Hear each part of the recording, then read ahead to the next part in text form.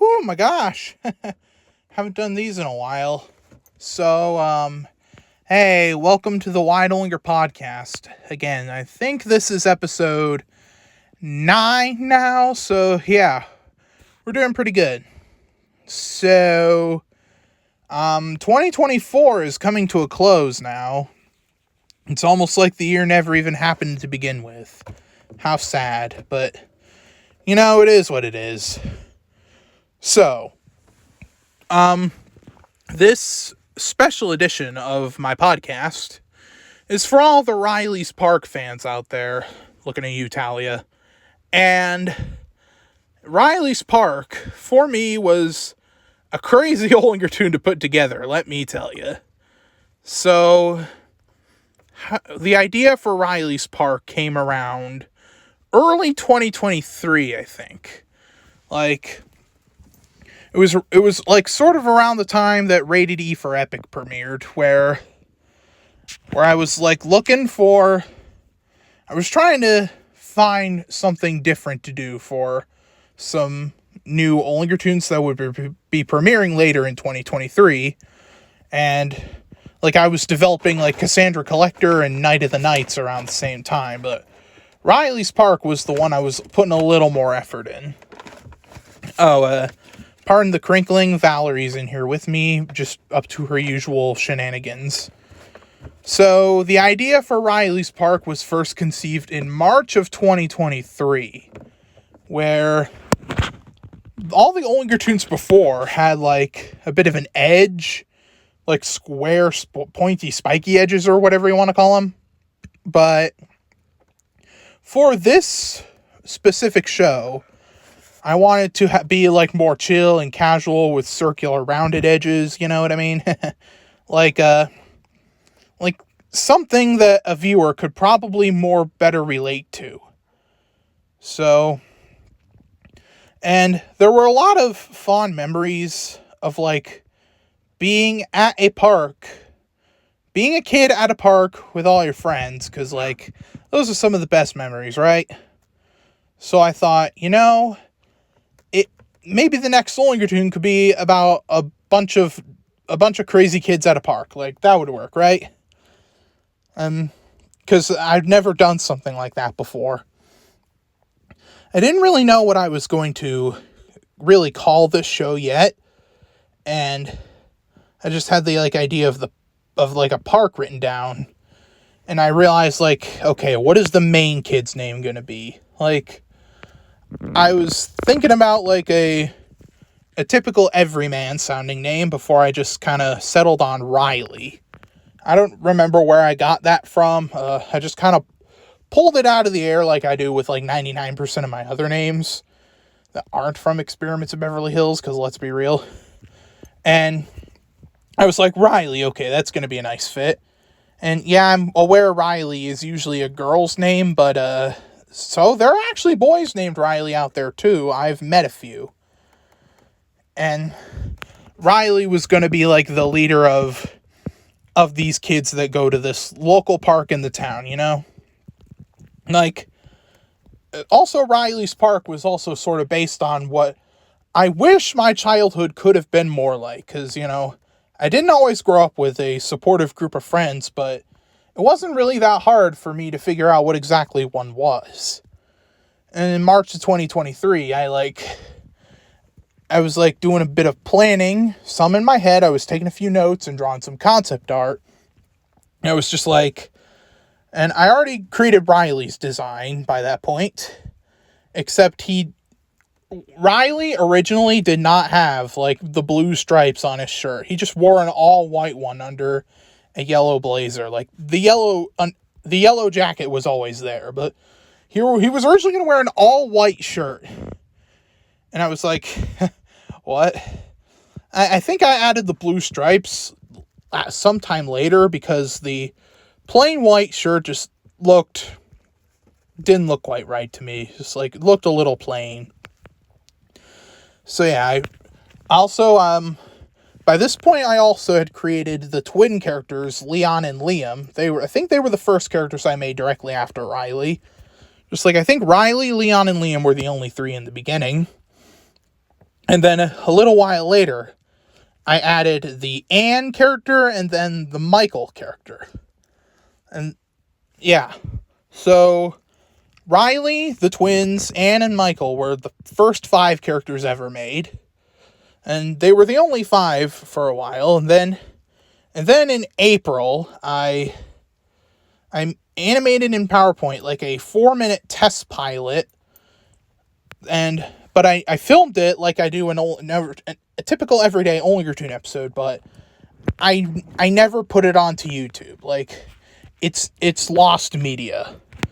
And there's actually the title screen and concept art for the pilot are actually later images in this episode. So, yeah, like, the pilot played out the same as the Fish for Dinner episode, which was episode 2. And in the pilot, like, the character models were way different. Honestly, way uglier, and the backgrounds were simplistic. Basically, it just looked like it had a very low budget. And Riley didn't have the orange stripes yet. And honestly, the craziest thing is that Leon and Liam were originally not blonde. Yeah, Leon and Liam were redheads in the pilot, and Leon's name was Levi, like, Levi. Yeah, Levi and Liam at the start. But I think I changed it to Leon because I think it goes with Liam a little better than Levi does. And I think I'm just hearing Levi and Liam just feels wrong now. Yeah, the pilot was just basically a trimmed down version of what would eventually become the Fish for Dinner episode, where Michael's too scared to try fish and Riley and Anne are just like, man up, dude. Yep. And that was that.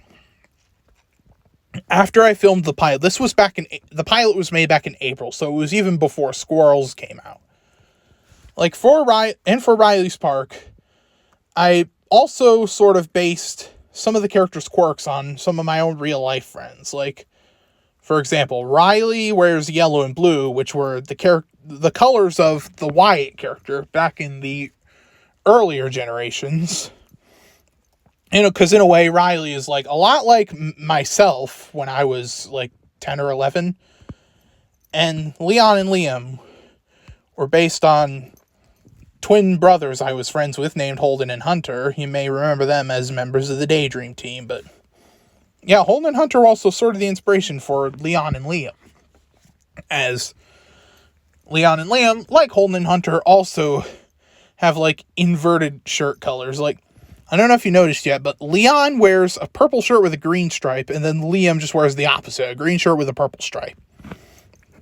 And Michael, I took a bit from Simon due to Michael also being a little sophisticated, but my real life friends weren't the only inspirations. Like, for example, I think Michael had a little bit of inspiration. Some of Michael's inspiration came from Arnold from the Magic School Bus. Because, you know, the glasses and curly hair and the same neurotic personality. Yeah. You can kind of see the personality and design resemblance between Michael and Arnold now.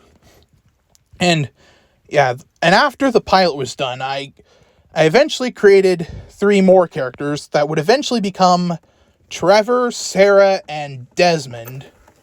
Now, for Sarah, I think she was originally going to be Riley's cousin, but I scrapped that for reasons I don't really remember.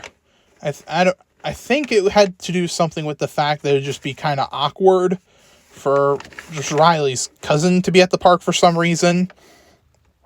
And also, I think she was originally supposed to, and also, it's not in this video, I don't think I have it anywhere, but originally, Sarah was going to wear a yellow outfit, too. Like, she was supposed to be, like, she was supposed to have a yellow and orange striped shirt, but I changed it to pink because, come on, Riley and Anne are already wearing yellow shirts. There's enough yellow in the park as it is. And how Trevor got put together was, I initially had the idea of a character, a non-verbal character that only communicated in, like, garbledy-gook.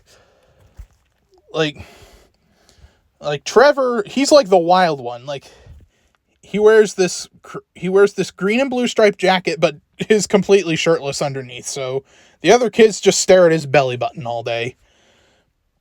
And I think one of the first scenes I ever came up with Treetop Trevor was Trevor's like splashing around in this kiddie pool, just having a good time.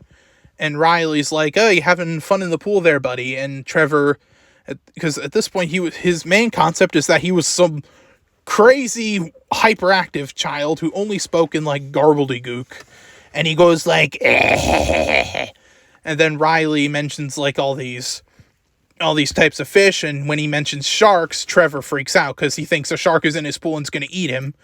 And Riley's just like, "Dude, there's no sharks in your pool, okay?" And yeah, Trevor actually didn't really change that much in development, other than the fact that I had to tone his wildness down a little as it went on. And then I got the idea for Desmond, because, you gotta have a smart kid in the group too, like the nerd. Like, when I was originally putting Desmond together, like, I think the character's name was Dexter. Yeah, his name was Dexter at first. And Valerie stepping on a paper bag, and never mind that. And, like, this Dexter character, I changed it because as I was jotting down ideas, I was like, and then Riley left Dexter's lab, and I was like, wait a minute, that doesn't sound right. Like, there's already a popular 90s cartoon with that name, and I don't want to accidentally be referring to that. I don't want people to get confused, so I had to change his name to Desmond, because it sounded close enough, right?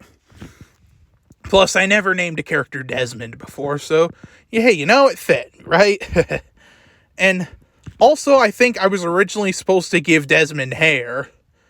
Like, I think he was gonna have hair at one point, but I think even if it was like a little buzz cut or something, but instead, I decided to make Desmond completely bald because the dude was always going to be wearing like those sciencey nerdy goggles up on his forehead, and that would be covered up and the hair would be covered up by that anyway, so I decided to just leave Desmond totally bald. So, yeah. And so, yeah, he went from being Dexter to being Desmond. Val's being naughty. And Sarah was, I think, supposed to be Riley's cousin, but I scrapped that for some reason.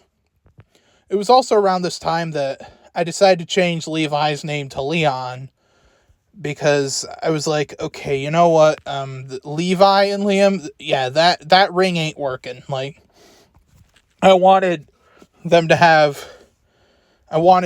one twin to have a different name to went better with Liam, I'm sorry. And so how I did that was, actually what I did was I was like, it was around the time I was renaming Dexter to Desmond. I was looking for like something else to name Desmond. And then I saw the name Leon, and I was like, hang on, that actually works better with one of the twin boys.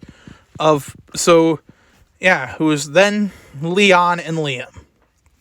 And that's what it was ever since, because in the original pilot, it was Levi and Liam. And then, yeah. And so I was like, put together some episode ideas, like what Riley and the other kids could get into at this park. Like, maybe there's an episode where Trevor uncontrollably dances on a rather calm, lethargic day. Boom, there you go. And then I thought, okay, what an episode where Sarah's pranks go out of control. Boom, there we go. And then I thought of ideas that wouldn't necessarily work in the park, but could still happen in real life, such as like Leon and Liam delivering mail around to other kids. Yeah, those all became eventual episodes. But as I was developing more, I was like, okay, what else can I do? And then I got the idea of like a new girl moving into the neighborhood. And this was way before Jenny even existed. And I was like, so what if I did a plot line about like a new kid moving into the park and she's like super shy and can't really talk to the others. And so I was like, I got this design pictured in my head of like a girl with like the most adorable little Southern Belle look possible. Like a big floppy hat and like a poofy sleeve dress. And like a pink sailor ascot around her neck. And I was like, okay, that's probably going to be like the last main character. And I wanted to give her like the prettiest sounding name ever.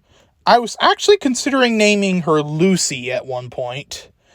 But I was like, no, wait, that would clash with Leon and Liam, as we would have that, and it has 4 letters too. So that would be like 3 kids in the park named Lucy. And also, I think the other reason I scrapped the name Lucy was because it also became the name of a side character from Cassandra Collector, which was also which Cassandra Collector was being developed around the same time as Riley's Park.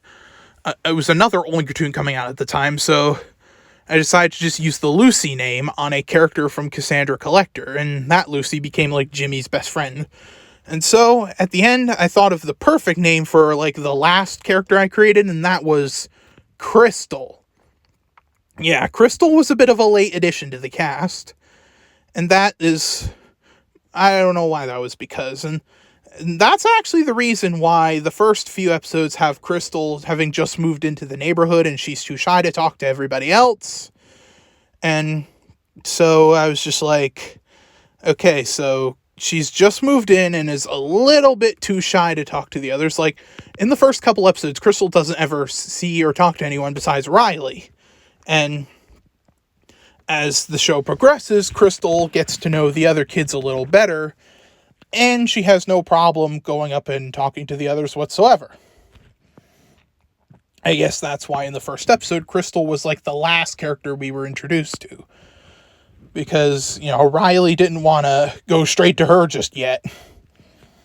And then I decided that after I created the Crystal character, I decided to make an episode specifically about her called, I think it was the episode where Riley tries to help the others, like, after they keep losing their belongings. Like, I think it was Leon and Liam losing their lobster trap, and Sarah losing the rabbit's foot, and Michael lost a keychain, if I remember correctly.